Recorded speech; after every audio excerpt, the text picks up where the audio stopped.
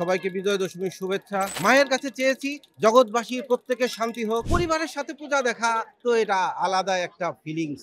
Musical instrument ব্যবহার করে পূজা হতো না, তখন ঢাক বাজতো। সবাইকে শারদীয় শুভেচ্ছা। এবারকার পুজো অনেক সুন্দর কেটেছে আমাদের। আমরা খুব শান্তিপূর্ণভাবে বিভিন্ন মণ্ডপে মণ্ডপে গিয়েছি, মায়ের আরাধনা করেছি। খুব সুন্দরভাবেই আমরা এবারকার পুজোটা শেষ করলাম। আজকে বিজয় দশমী, সবাইকে বিজয় দশমীর শুভেচ্ছা। বিজয় দশমী আমাদের ভালো কাটলো। আমরা ঢাকেশ্বরীতে আসি, এখানে আমরা অনেক আনন্দ করেছি, মায়ের বরণ করেছি মাকে, ভালো কেটেছে।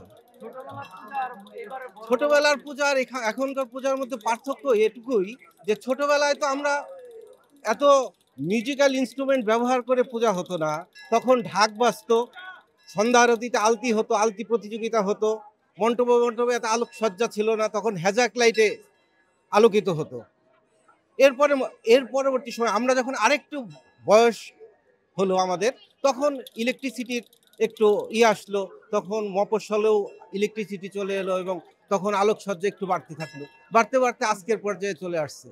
এখন ডিজে চলে, এখন মিউজিক অনেক আপ টু ডেট হয়ে গেছে, টেকনোলজিক্যাল ডেভেলপের সাথে সাথে আলোকসজ্জার পরিবর্তন এসেছে, সবকিছুই আগের চেয়ে চেঞ্জ হয়ে গেছে। মায়ের কাছে চেয়েছি জগৎবাসীর প্রত্যেকের শান্তি হোক, এই পৃথিবী শান্তিময় হয়ে উঠুক, সবাই যেন ভালো থাকে, সবাই যেন শান্তিতে থাকে, দেশ শান্তিপূর্ণ হোক, এটাই কাম্য। পরিবারের সাথে পূজা দেখা তো এটা আলাদা একটা ফিলিংস। এটা প্রত্যেকটা লোকেরই মনে হয় হয়ে থাকে যে পরিবারের সাথে একসাথে বেরোচ্ছি, ঘুরছি, মায়ের মূর্তি দর্শন করছি, মাকে আরাধনা করছি, এটার একটা আলাদা